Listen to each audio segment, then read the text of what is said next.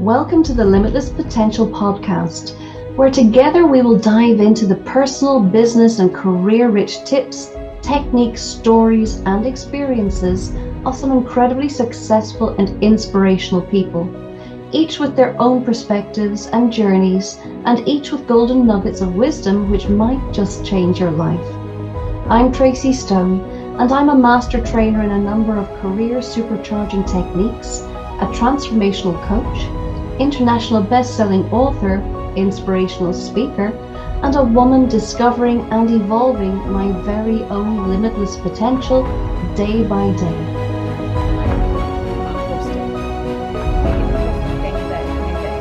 Determined. I went to yoga and one You're going to stand up at your stage. Celebrate yourself. Spiritual things are very second I met her. And so once a week, each of you take Now I look at this and I see this happening many times again. I see it in a positive way. Hi, and welcome back for another episode and another healthy dose of Limitless Potential. And today I'm so delighted to introduce you to an amazing and very accomplished athlete, Jessica Gordon-Brown, who joins us from London.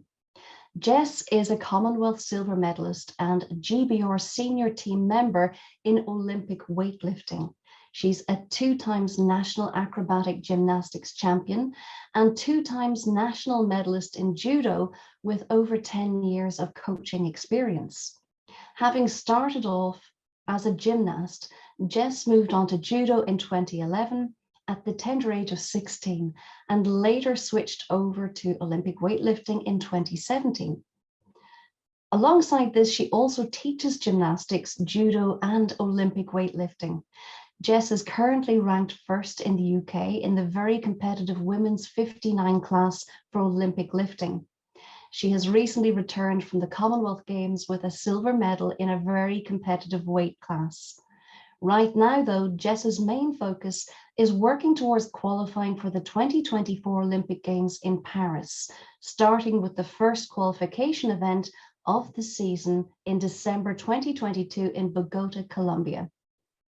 She's very excited to be representing Great Britain in the 2022 Senior World Championships. And she's here with us today to talk about her journey and how she taps into her very own limitless potential.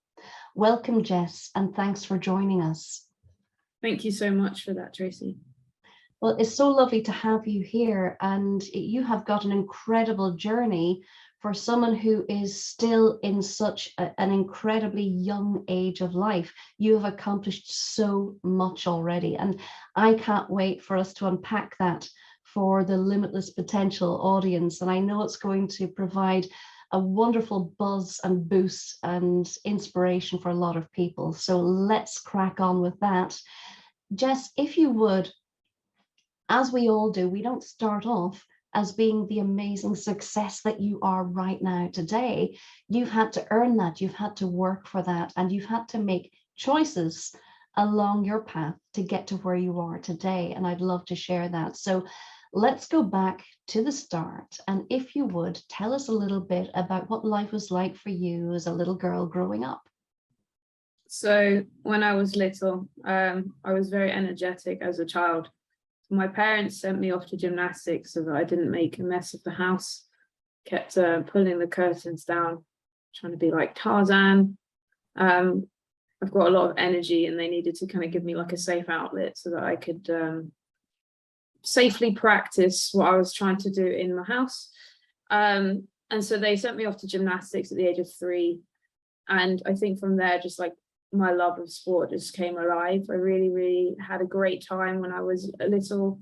The kind of attention to detail that the coaches had when you're working with the young children was really important. They try and get you to have a lot of fun, get you to do things, challenge yourself, but the stress level isn't too high because you just, you're in your first few years of life, and the whole point is to create like a really good relationship with the sport. So I really loved gymnastics when I was a child. Wasn't until I got to the age of 7 where I'd basically been moved into the gymnastics squad, and I was doing, I think it was like 10 or 12 hours a week, which for a 6 or 7-year-old is a lot. That's extreme, isn't it? Yeah, and that was just like the start of it. They wanted me to move up and do 14 or 15 hours a week, and I just decided that at that point I wasn't enjoying it anymore. It kind of lost its fun. It was all about discipline, and it's very different, like squad gymnastics and general gymnastics. So when you send your kid to gymnastics, when you're the parent, and they'll probably go into like a general class, so the whole point is to, you know, have fun and just teach them the basics of gymnastics. And if your child has potential, they tend to move you up into like a squad. That's obviously where it gets a little bit more serious. But because I was so young and I had a lot of potential, apparently, they put me into quite a big squad, and me being me, I just decided that I wasn't having fun anymore. So I just turned around to my mum and said, I don't like doing it.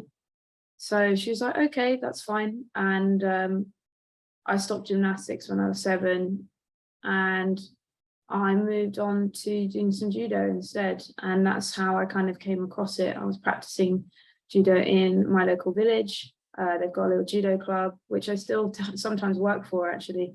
Occasionally I'll go there and see what like the kids and stuff, and it's quite sweet. And I work for the guy that was my coach at the time now, so it's quite nice that we've still got that relationship from when I was so young. And judo is just so different because it was mainly like there's lots of boys there. It's quite a rough sport, but I really enjoyed like the challenge of it, and I loved how strong it made me feel. So it was really cool because I got to like fight boys. I don't know why that was cool, but it made me feel like really good that I can do stuff. I was never really worried about the whole being a girl and being weaker. I would always try and stand up to the task of it, almost prove people wrong. I'd be that person that would go and carry like 7 chairs back because the teacher would be like, can I have one strong boy? And I'd be like, I'll take them. Yeah, it was like a really good opportunity for me to kind of discover a different side of myself. And I think when I was younger, I get bored quite easily, so I chopped and changed sports quite a bit. Did a bit of judo, did a little bit of belly dancing. Belly dancing or ballet dancing? Both, actually. Both. I did both. And then I basically settled back into gymnastics again, kind of at the age of 11. But that's where I found the gymnastics club that I ended up spending the majority of my teenage years at. So they do something called acrobatic gymnastics. Mm-hmm. And instead of you doing all the 4 events that you see in the Olympics, it's more like a circus kind of thing. You have people balancing on top of each other, doing flips and stuff. Just thought it was really cool, and I really liked the idea of it at the time. So kind of got stuck in and didn't really look back for about 5 years, and that's kind of how I ended up with two national titles in acrobatics. It was a very interesting few years of my life, to say the least. So how does it go, Jess, from joining into a club and starting a new sport? Because you've tried several, not tried, you have done several of these different sports along the way, and you were still so young. So how does it move from trying things out into getting more serious about them? What is it inside of you that makes you think, I want to do more of this and go further in this, rather than just enjoy it? It's partly not down to the child. I mean, obviously they get to choose whether they want to go into the squad, but you've got to be selected first. So obviously if you've kind of shown a little bit of potential in the sport that you're doing, coaches are always on the lookout for people that have got like that little bit of extra. It might not be extra ability, it might be extra drive or a little bit of spark or motivation to do something that you wouldn't normally see. It's not always about the talent, it's about the effort and how much you want to be putting into it. So they'll look out for little things like that if they're practicing at home, or, you know, they're really trying to think about it in a different way to the other children. So they'll select you for like a squad based on that kind of thing. And once you get selected in your squad, you're like, oh, I must be good at this. And then that kind of drives me to want to work harder. So the attitude generally in sports squads is different. It's a bit more serious. Obviously, there's still a fun element to it, but you're in the squad because you're good. You're not in the squad because it's fun. So there's a bit more of a discipline element. And I guess with that comes the territory of wanting to work harder. It's a bit like in school, like you want to excel because just of like all the other people around you, you want to be better than them. I think it's just that motivation to just want to be the best. Obviously, as I've got older, I realized it's not about the people around me, it's about myself and how much better I can be. Still do have that problem where I look at other people and think I want to be like you, but at the same time, everyone's a little bit different, and as you get older, you've got different factors that allow you to do different things. It's not always about who's the best, it's how much time you have, how much funding you have. There's lots of things that kind of go into it. So it becomes less about where you are in the pack of everyone and more about how you're doing compared to what you were last year. So I think it's really interesting in that kind of sense. Absolutely. So how do you separate? How do you separate out the pack element? So it's where am I in that versus, as you just said, it's not so much about that. It then becomes competing against yourself. And am I progressing? What have I shifted? What have I changed for me in my goals? At what point or how did you kind of make that move from comparing yourself to others to comparing yourself to you? I think it's just circumstance. Like, as you kind of go into adult life, you don't have the opportunity to just do the sport and then not worry about anything else. You've obviously got to pay bills. I work full time, do like several jobs because I don't get paid to do any of the things that I do. So it's a case of everyone's circumstance is different. When you're a child, like you all go to school, you've got homework, and then whatever you do in that free time, everyone's kind of in the same boat. Obviously, you've got people with different like access to money and facilities, but if you're all in the same club, you're probably all in kind of a similar-ish boat. Whereas when you're older, everyone's got their own struggles, like money struggles, work struggles, having burned out because of what they're doing, or how far away they live. There's a lot more in play in terms of factors. So I think at that point you have to you can compare yourself to them, but you're never in the same boat as them anymore. So it's really difficult to kind of expect that much progress when you're either at a disadvantage or you've got things that you've got to worry about that they don't. So in that sense, it's more about where am I compared to where I was last year, or how am I feeling after this setback that I've had. So I think for me, it's definitely my mind's had to change a little bit since I kind of moved into the working world a couple of years ago. And once you're kind of at the top of the pack in the sense of like in the country, you then want to be looking like in different, what people are doing over abroad and how they're training. But as I said, their circumstances are different. Some of them get funding, it's their full-time job. Whereas most of us in the UK, bar a few people that have been to the Olympics, so they do get funding, we don't get paid at all. So there's a couple of us that are training full-time, or at least trying to. And we're also trying to work to make enough money to pay rent. That's a huge amount to take on, isn't it? And I think this is often where a lot of people take their foot off the pedal, that they think, well, I have to work for a living, I have to earn money, I have to pay the rent, I have to do all of these things, so therefore I don't have time and I don't have the advantages that other people have to be able to be paid to do the thing that I want to do. So this is kind of where it separates people out. So it must take huge focus and determination to realize I've got to work for a living and be at the top of my game in my sport. So what is it about you that makes you thrive on that, that makes you excel in both areas? I think it's the fact I've got no other choice. If for me, if I'm at a high level at something, there's no point me training this hard if I'm just going to do it for fun.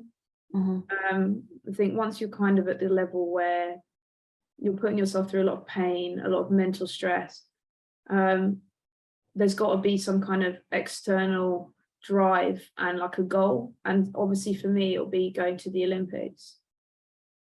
If I wasn't at this level and I was having the same struggles I am now, probably would have just given it the boot, based on the fact that the living cost has now gone up. So it's even harder than it was a couple of months ago.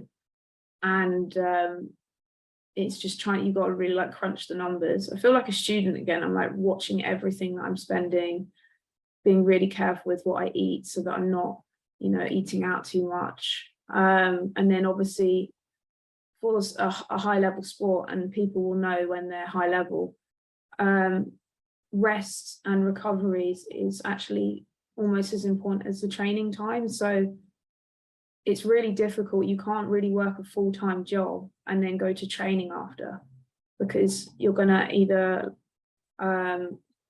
get a reduced amount of sleep or recovery, or those things are like the admin that you might have to do to pay the bills doesn't get done. So something's got to give somewhere. So for me, I've had to quit my full-time job last year, kind of during COVID. It wasn't really working. And I got a part-time job, which has now turned into like 4 part-time jobs, just to like kind of make it work. And so I think for the fact that if I wasn't wanting to get to the Olympics and I didn't have this massive goal, it would just be a lot easier for me to just kind of pack that in and go back to my full-time job. However, I've had this goal ever since I was a little girl. So for me, it's exceedingly important that I've been given this opportunity, that I've got the skills and the drive to kind of get to the level I am. And I need to make sure I make the most of it, because not everyone is in the situation I'm in where their body allows them to do this. There are some people that are disabled, or they've not had access to things throughout their life. So I need to make the most of this opportunity I've been given, because it's a once in a lifetime thing. There aren't many people who are in the situation I'm in who have the skills and are at the point where they're kind of like full-time. And then obviously you've got the opportunity of going to the Olympics. So I really want to kind of do it justice for me, but also for the people that haven't been able to get to where I am due to unforeseen circumstances. I've got a few friends that have they were really good athletes, and they've ended up with an illness that's made them wheelchair bound, or where something's happened. Things can happen at the split second, and you've really got to kind of take the opportunity and just push it as far as you can, because you don't know when something like this is ever going to come round again. So I think for me, that's what keeps me driven. That's what makes me push through this kind of rough patch. I want to achieve greatness for me, and because I feel like I've been made for it. I don't know, just feel like there's something, like something that I need to finish and haven't quite got there yet. So I guess it's like I'm kind of in the last like maybe 3 chapters of my sporting life book. I need to complete it, do that final thing. I want to go to the Olympics, and I'm not willing to give up until I've given it my absolute best. That's amazing. And what is that journey like for you? What is the journey of getting to the Olympics from where you are today?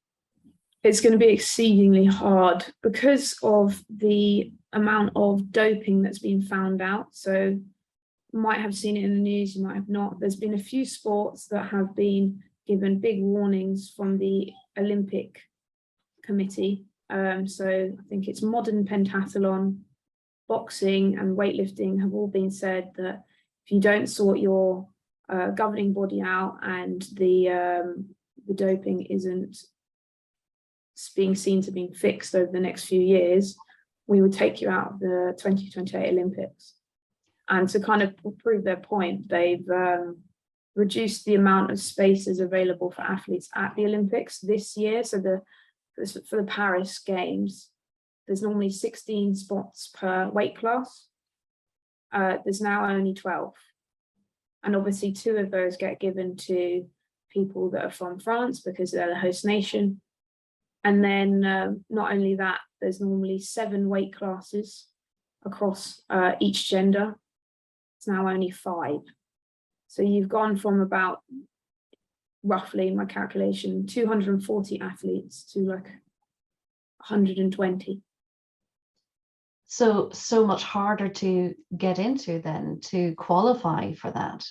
To basically qualify, as far as I'm aware from what I've read on the qualification process, I have to be either the top or coming second in the continent. So I have to be number 1 or number 2 in Europe, that's a big ask of anyone, because each continent's got some absolutely phenomenal athletes. You've got people that are exceeding world records that have been, they're still quite young, and it's just having that kind of understanding that there's a lot of really, really good people going for so few spots. I think it's going to be different, because I feel like getting to the Olympics is going to be the achievement. Then actually medaling at the Olympics, I feel like for the people that qualify, that's going to be the difficulty. And then obviously getting a medal is the icing on the cake. But you've got to basically be the top 10 in the world to go to the Olympics. It's insane. I think a lot of people don't realize that, do they? They don't understand. I mean, everybody assumes it's got to be a hard slog to get to the Olympics, but I don't think that they quite get that, do they? No, I think so. The way the qualification process works is normally they have 2 people from the host nation in each weight class, or in each event. So if you do cycling, there'll be 2 in like the track cycling or whatever. And then you've got the continental slots. So you get 2 continental slots per continent, and then they've got these wild card spots that kind of go out to countries that obviously don't have a massive profile in their continent. So for example, Kosovo, which is a very, very small nation, they have like athletes that might be selected based on if they've done quite well, but they don't have to be in that kind of top 10 list. But if they've kind of showed promise and showed kind of progression in their small nation, as it were, they're more likely to go to the Olympics. They get kind of picked as like a wild card spot. So that's something that's really good that they've done recently to give people that obviously wouldn't get the opportunity to qualify to go. However, that also then means that you've got 2 athletes that are top level that are then missing out on the qualification spots because they've had to give it to some small nations. So it depends what side of the argument you're on. I think for me, it's actually a really good opportunity. It allows countries that wouldn't get much airtime on telly, like Gibraltar or Malta or something like that, something you wouldn't normally see at the Olympics. People will watch the Olympics from all around the world, so then they'll discover these smaller places. So I think in that sense, it's really good. But I've heard other athletes kind of say, well, why are they taking our spots? So it's a bit controversial. Yes. And I can understand both sides of that, because you've worked super hard and over a long period of time, you sacrificed an awful lot, and you might be lifting at a better weight, you might be performing better, you might be excelling in a way that is different to people who are getting those spots. Yeah. So I can understand that's very tough. So would you take us through, Jess, your personal journey now. So you said you've had to give up the full-time job. You're working 4 job aspects plus your training. You're going intensively into your training. What is a week or a day like with you? How do you make your way through all of that and balance, as you said, the rest component as well as the work component and the exercise, the health, nutrition, the fitness? How does a week look for you? I think the idea that athletes have it all sorted is untrue. Obviously, some athletes will have their life all together, but at least for me, I'm still working things out because everything's changing so fast at the moment. The cost of things is going differently, but then the increase of pay isn't happening in time with it. I'm having to take on extra work shifts.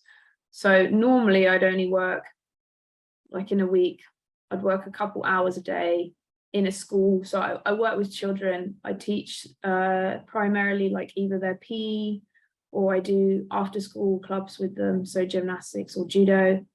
And then on the flip side of the other job I do, I work in the university. I work in the gym, so either on the reception or as gym staff. And then I also coach the student weightlifting club. So I do lots of kind of different things. And then I have a couple of clients here and there. So a normal day would be like wake up, have breakfast, go to the gym, do my morning session, because I have to split my sessions up at the moment because otherwise I end up in the gym for 4 hours in the evening, because the accessories that you do to ensure that your body is coping with all the weight that you're putting on it, they're actually very important. So I can't be skipping anything like that. So I can't come in the morning to ensure I do everything properly, and then come back home, quickly eat some lunch, go off to school, do a couple hours in school, come back, go straight to coaching the student class, and then straight after the student class I go to training. So I've got to pack all of my food and everything like that, and then I don't finish training until 8-9 o'clock in the evening, and then I come home and chill for a few hours before I go to bed. So it didn't used to be like that. It used to be, I used to have a bit more time in between, but because I've had to take on more work, I'm getting less time to kind of make sure I'm eating properly, having to meal prep to make sure I've actually got food with me. Because often I get into a situation where I forget about cooking the day before because I just want to relax. And then I wind up and find I haven't got any lunch or dinner for the next day. And normally I'll just go and buy it out, but because of the rising cost, I'm trying to do that less and less, because it's extra cost that I can reduce as long as I'm organised the day before. But sometimes, like, I'm human, sometimes I just want to chill, I just want to sit on the sofa, I want to watch telly, even if it's for an hour, and I don't get much of that at the moment. So Yeah, my recovery isn't as good as it should be. I should probably be resting a few hours a day at least. That's what the other athletes are doing, I know for sure. And I think that's kind of one of the problems that I'm facing at the moment, is not getting enough rest time, and therefore I'm picking up illness or injury because I work with children. So it's just trying to balance it all out. I think you've got to be really, really organized. You've got to have amazing time management skills. I've even written a list now, stuff that I've got to do after this, because I've got to do it all before I go to training in the evening. So it's just about being super organized. I wouldn't say being strict, but it's a bit like a school timetable. I actually have one on the fridge right now, and I change it every week so that nothing kind of comes at me as a surprise. yes. And then just trying to get good quality sleep, but that's sometimes quite difficult when you've got a lot on your mind. So for people that suffer from insomnia, or they've got like anxiety, or they worry a lot, it can be really hard to fall asleep. And when you know that you've got to get up and you've got a busy day tomorrow, the last thing that you want to do is not be sleeping. Unfortunately, that's what causes the lack of sleep, because you're stressing about it. So To say that my life is together is probably not right, but I am coping. So it's kind of like, it's one of those things like, most people that think that look like they've kind of got their stuff sorted, there's always little bits under the surface that they haven't.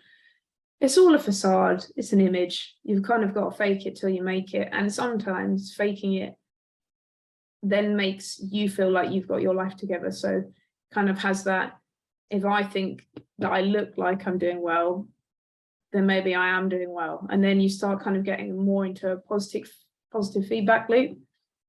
Absolutely. I think it also just depends what kind of, like, how I'm feeling that week. Sometimes I'm really motivated, and other times I'm just like, this is so hard, just don't want to do it anymore. Because you're human. And you've touched on some really important things there. One, you're human. All athletes are human. All people are human. No matter how together it looks like they've got their act, they're still human. They still have off days. They still have doubts. They still have difficult days. What do you do for you to shift yourself into the positive mental environment that you need to be in to get all this stuff done? Sometimes I have to look back on things that I've done in the past and realize that I'm actually doing a good job for myself. So over the summer, I got a silver medal at the Commonwealth Games. Congratulations, that's amazing. A really big dream for me to like compete there. And again, like I was still struggling with a lot of stuff that was going on behind the scenes. So it's just sometimes when I'm having like a really hard day, just looking back on what I've achieved, and I obviously didn't have my life together at that point, just kind of makes me realize that I don't need to have it all sorted, and that I can kind of keep going in this slightly unorganized manner. And it's just having that kind of like, you're doing really well and just keep going idea in your brain. As soon as you feel like it's not worth anything or you want to give up, that's when you kind of go into this downward spiral. And once you're in there, it's really quite difficult to get out of. I've had a few times where that's been the case, but I've been reading some books recently, especially when I hurt my back. I got really bad back injury. After the games, I couldn't walk properly for a few days, and then I wasn't training for a month, which is a very long time. And just reading some books, there's a book by Adam Peaty that I've been reading, and just kind of his mindset to getting stuff done, but giving yourself some time and space, and not having to be in athlete mode all the time, I think is really important. And I needed to hear that from someone, even if it wasn't in person, like just reading it through the experiences he's faced, and how it can apply to me. I think it really kind of helped me stay positive when it was all going a bit wrong. When you needed it. And what would you say, if you were to distill that down into a few words that you remind yourself when you need it, what are those words that you bring back to yourself? You've got this far, keep going. That's pretty much it. Like, you've got to this point and it's not been easy, so why stop now? I've not finished yet. I've got stuff to prove.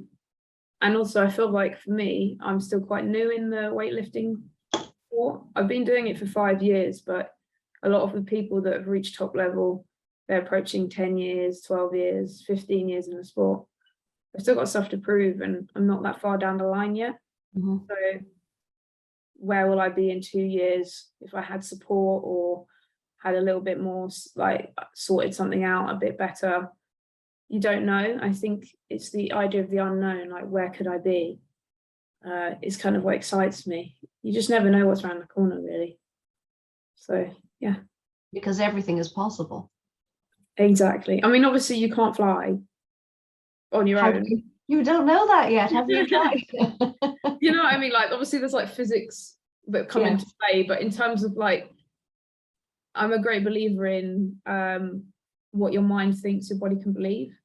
So your mind obviously controls like all of your body, and if your mind gives up, then your body is going to start giving up with it. There's one thing that they said to us in gymnastics when I was a child, and it was one thing that's really stuck with me through adulthood, and that is your mind will give up long before your body can. So as long as you can believe it 100%, you can push your body to do things that you wouldn't believe are capable. So for me, it's just, how far can I go?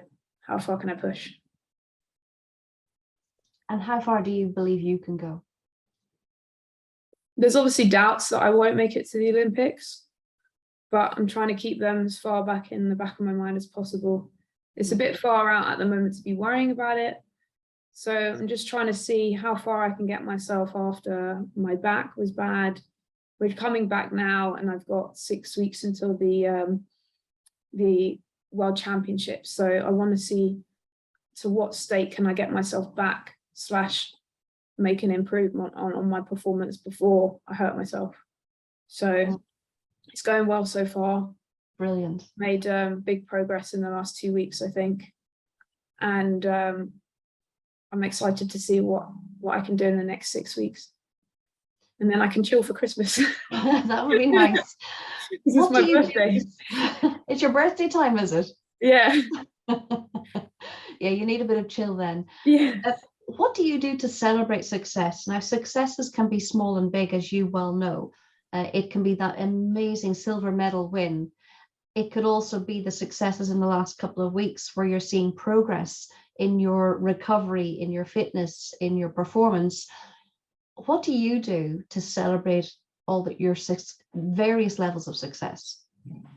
I never really used to celebrate small milestones, because I just didn't think they were very necessary. But I think the last couple months has been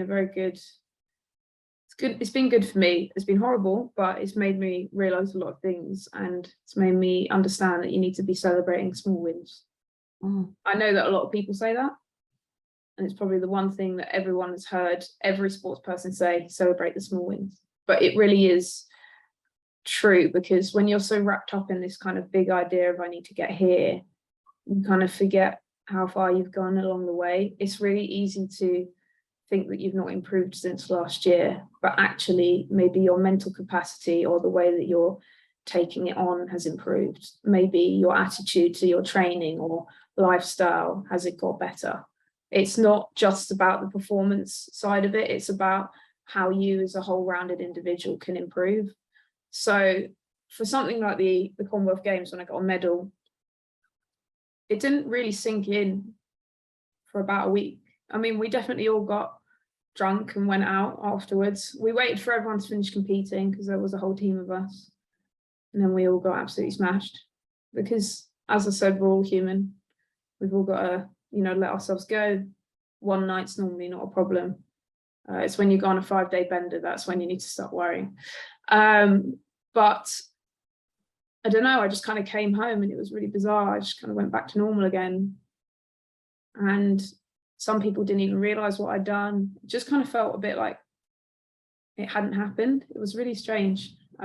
Just kind of getting to the grips of it now that I have actually achieved something quite great. But for me, it was just,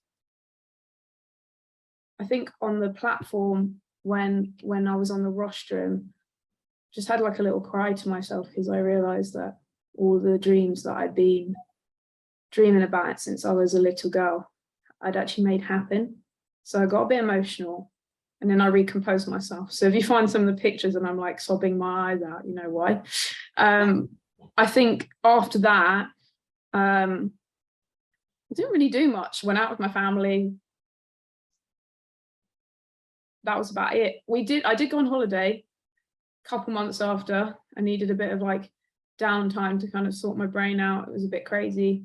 I went to Florida and that was really nice. I think just taking yourself out of the situation, giving yourself time off is a good way to celebrate, because when you then go straight back to training, it's kind of like nothing's really changed. You need to kind of change your, surroundings a little bit to really realize what you've done and celebrate the achievement that you've done. And in terms of small achievements, I tend to started writing them down. I keep forgetting, but when I remember, I'll put it in this little book I have, so that if I'm ever having like a bad day where I feel like I've gone backwards, just read and see how I've progressed over the last couple of months.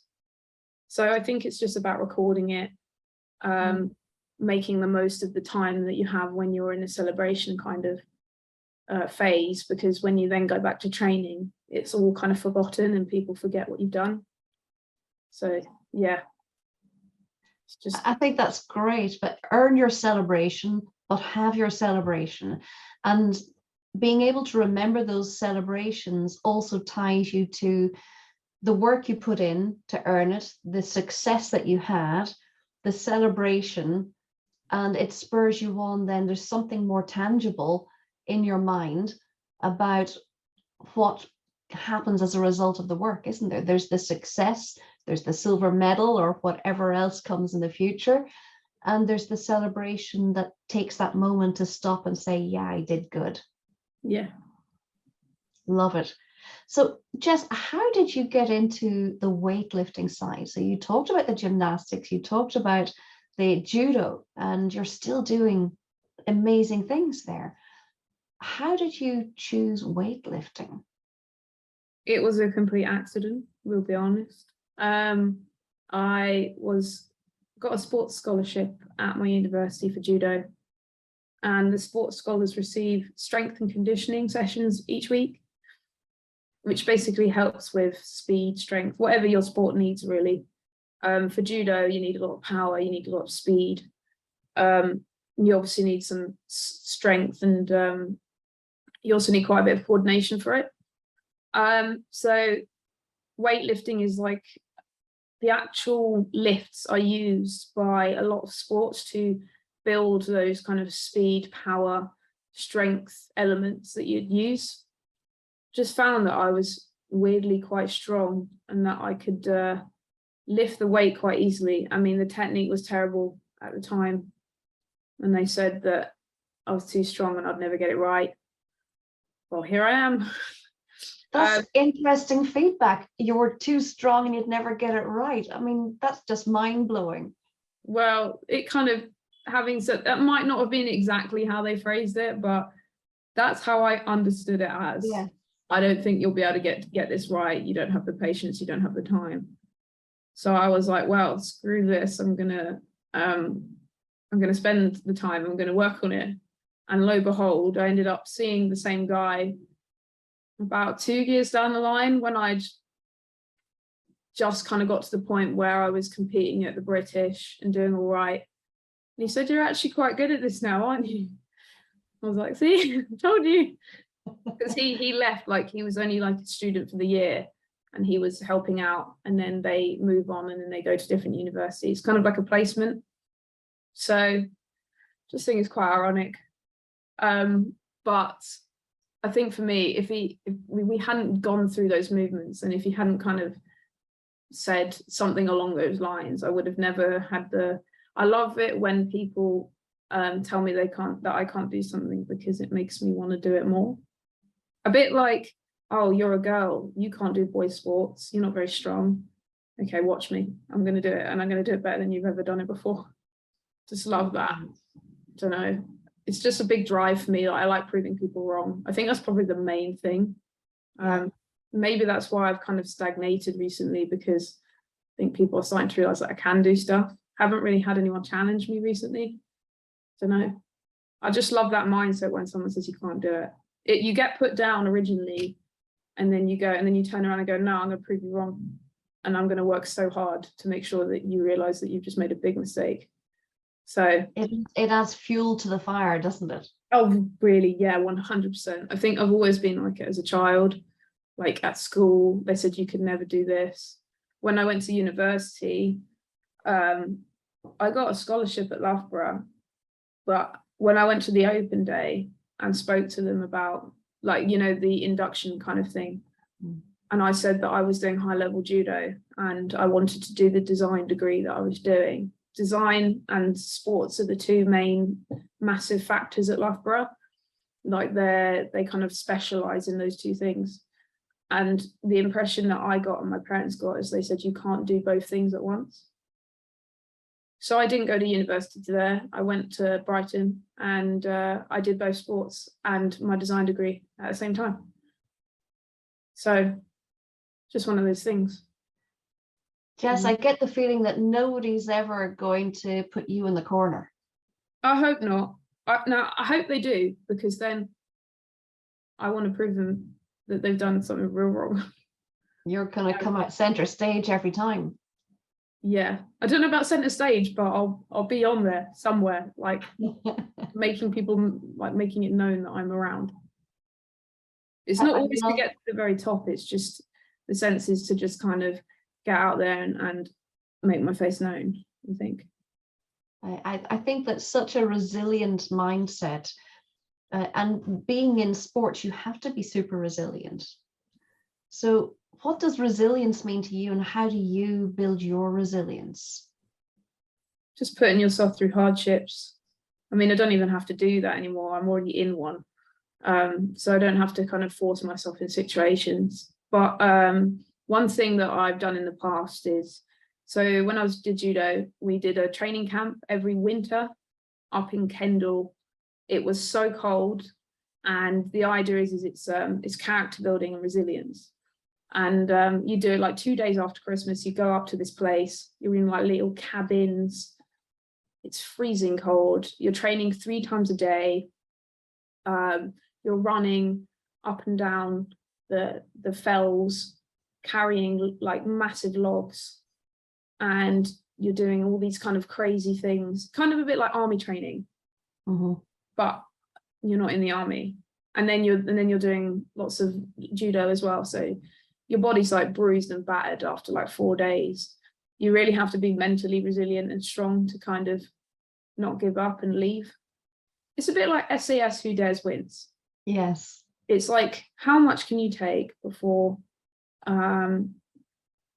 your brain's had enough? And I believe that to grow in situations, you have to put yourself out of your comfort zone. That's probably the only way you can build resilience. So putting yourself in difficult situations and overcoming them is one way to kind of help with that. But obviously there's kind of a factor of, you can only do it for so long, because in the long run, you're either reducing your recovery or you're putting yourself in a state where you're probably prone to more injuries.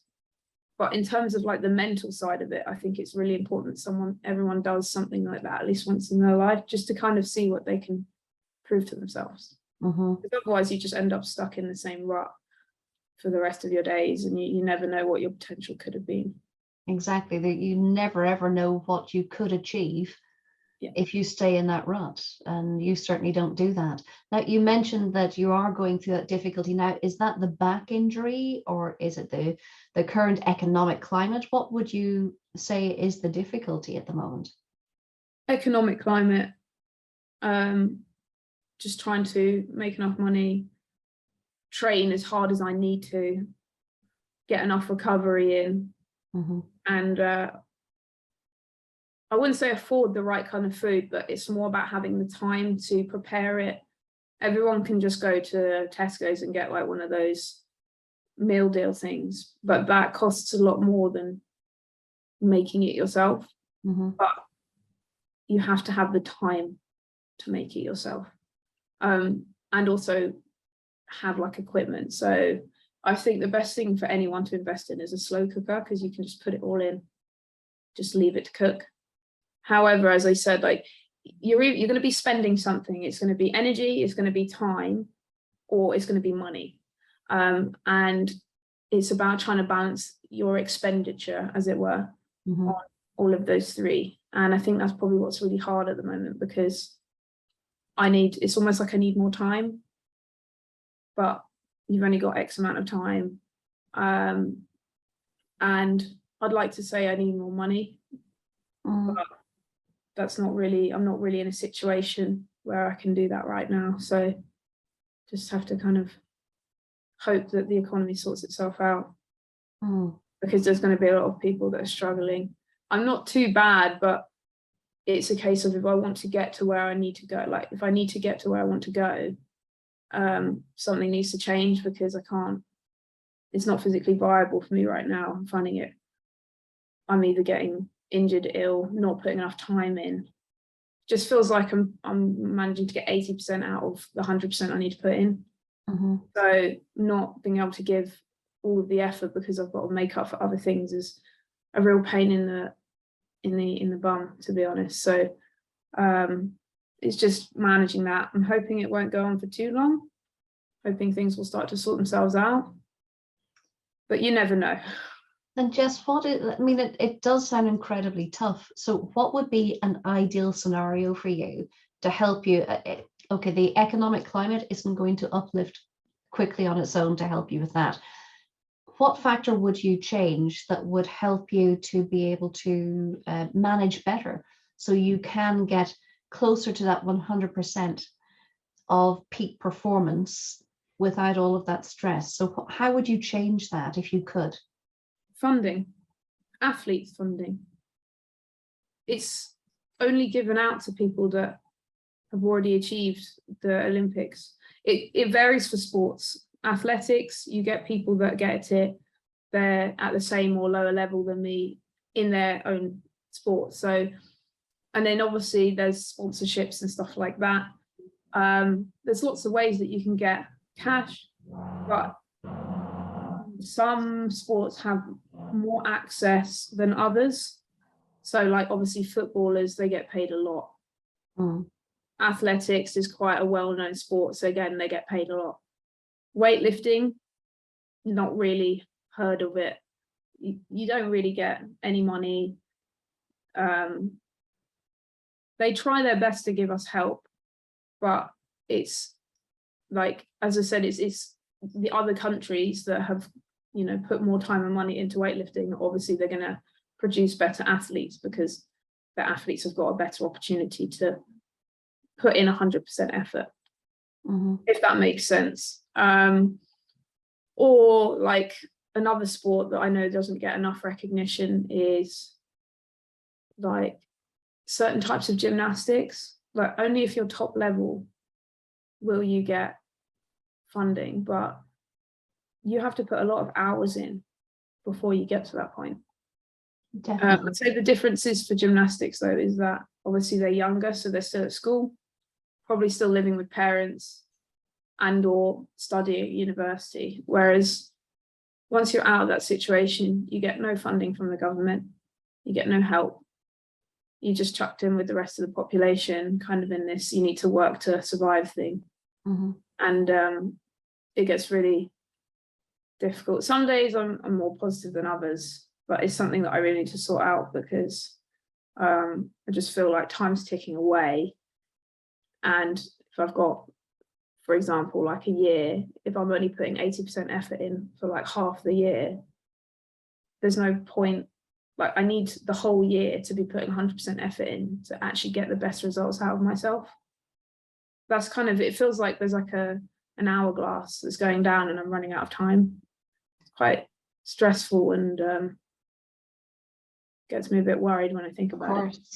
So we need like some big business to adopt you as their mascot and support you, that'd be great. Be part of that journey. So come on, big businesses, bring people to the forefront, and you know, you would be able to work with that big business, I'm sure, as well, to have a presence with them and help inspire their people. So you could work hand in hand with them with a bit of funding to. Well, yeah, it would also help me in like my main goal after weightlifting is to inspire the younger generation. And obviously I want to go into schools and do talks and be inspirational, but I'm just not having the time to do that right now because I'm having to work. It's kind of, it's pulling me back from being able to help other people, which I know I can do. It's just frustrating, but yeah, I can't really moan about it because there's not really much I can do to make it better. So it's just a case of I've just got to kind of stick with it, deal with it until something sorts itself out. And then fingers crossed in the future, I'll be able to help children, put 100% effort in, and not have to worry. Everyone's got problems. Everyone got worries. This is just one of the main things that, not just me, a lot of athletes who are having the same problem. They would have put X amount of hours in. They're getting zero to no payback. And it's just, how long can you go? It's unsustainable for a long period of time, because obviously you're either operating at a loss to achieve greatness, and at some point, like, you can't run like that anymore because you deplete savings or stress on the brain. Like, you can do it short term and just hope it resolves itself in the next couple of months. We'll So see. you have got big things coming up soon. So tell us a little bit about what's coming up for you in December. So I've got the World Championships. It's the first qualification event for the Olympics. Because obviously I hurt my back, I'm not looking to hit any massive new personal bests, but what I am looking to do is to get back to where I was, but with a better consistency of where I was before I hurt my back. So the numbers will come when I can then start putting full effort in. But at the moment, it's about the small things, like doing the accessories, working on my recovery, making sure I'm getting enough sleep. Those will make big differences in how I was training before as to how I am now. So I'm hoping, just by changing those small things, which take less effort than you'd think, you just have to be a little bit persistent with keeping on doing it, hoping that will make me a healthier athlete, in the sense of my body isn't constantly broken and I'm having to take a lot of painkillers. Because I know a lot of athletes are like that. We're not healthy people, honestly. Everyone's like, oh, you're the greatest person, like you're great advocates for health. Most of us not. We're mostly just broken because we're putting ourselves through a lot. But you've got to push yourself to get to a point where no one else has ever been before. So I guess it's a sacrifice all athletes are willing to make. You've just got this drive to be the best regardless of what it does to you. Try not to think about the future and what it does for my bones and my joints, but you know, I'm okay so far. So I think as long as I keep looking after myself, I think it'll be all right. So that's all coming up in December, and that's where do you go for all of that? So we'll have a training camp before, up in Nottingham. That's where our national kind of centre is, or it's on the move towards there. And then we'll all fly out to Colombia a couple of days before to acclimatise. So the competition starts on the 5th or the 6th, I'm not 100% sure. I probably won't be competing until the 9th, because I'm the 3rd weight category along. And then, so we'll have a few days to kind of get used to the high altitude, which is going to be interesting, the heat, and just the general, like, being in a different country over the other side of the world. And then do your competition and then go home pretty much. But we've got a good team this year, so I think it's going to be really fun. Fantastic. And you go home and celebrate your birthday at Christmas time. Yes, very excited for that. So Jess, what if you were to be able to get your older self to come back? Let's say your 40-year-old self to come back and sit down and talk with you this Christmas for your birthday. What would you want to hear from that older version of you? What do you want her to say to you? I don't know, I haven't really thought about it. Probably like, it will be worth it, just keep going. Something along those lines. I just want to, when I get older, I just want to make sure that there's no regrets, that I'll look back and be like, I wish I did that. Yes. So that's kind of why I want to go for it whilst I've got the best chance I can. Probably just also be nice to hear like everything's going to turn out all right, because it's always like a worry, like when you're growing up and when you're an adult, things change so quickly, and opportunities come and go like that. So it's just a case of you kind of want to know that it's all worked out and that you've lived a happy life and you've helped enough people. But that's one of the things you'll never know until you're older. So guess maybe something along those lines. Love that. That's perfect. So let's hope you get a little visit from your 40-year-old self at Christmas time and that she can say those things to you. But in the meantime, wishing you the very, very best of luck and health and resilience and all of the things that you need in December for the games coming up. Thank you very much. Not at all. And thank you for joining us. Any last little words of inspiration that you would love to share with people? That if they were to bottle the essence of you, what would that inspiration be? Don't let anyone dull your sparkle. Don't let anyone tell you you can't do something, because you are the ruler of your life, and only you can decide what you make of how you're going.